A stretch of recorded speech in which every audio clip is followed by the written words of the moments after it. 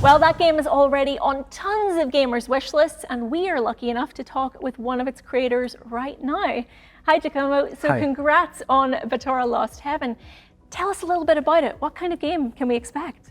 First of all, thank you so much for having me here. It's such a delight. And talking about Batora, Batora is an isometric action RPG with a very heavy narrative approach. The player will play as Hevril, a young teenager, which will receive powers from two ancient deities called Sun and Moon.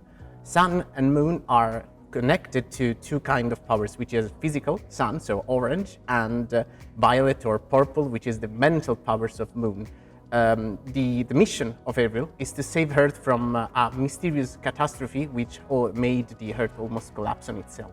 In order to recover it, to recover our lost haven, we will need to travel alongside 4 different elemental worlds to reach the core, for some reason, for a mysterious reason, in order to recover what was lost.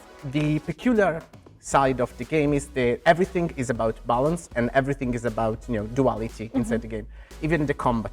And this kind of duality, it's also present in the story, because in the story itself, it's made of choices. It's the first isometric RPG with a lot of choices, a lot of multi-branching. And all the choices in the game are never going to be, be the good guy or be the bad guy. But actually, most of the time, I'm going to be the good guy will have terrible consequences, probably, because, from great powers come great responsibility, as someone said, Uncle something Ben. like that. Yeah, of course, Uncle Ben, someone said before me.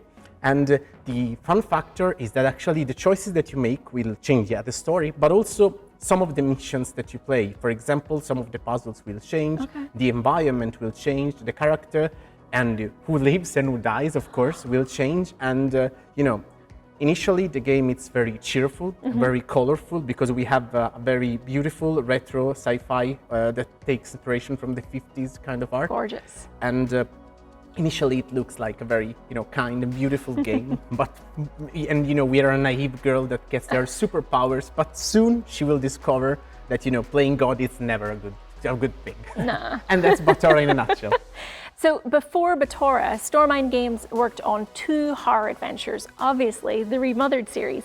What was it like completely changing up the genre, the atmosphere, the setting of the game? Yeah, we surely changed our genre, but in reality, we are still on the action-adventure, action RPG kind of thing, because we are not going to do, racing games or simulation game. We are going to stick to our, to our basics, and maybe we are going to do new horrors in the futures, and we are going to experiment with other things, but we are going to keep what's the real core of the company, which are intense stories, developed character, a very deep world building, which is probably my most beloved part of each game, and a very cinematic approach.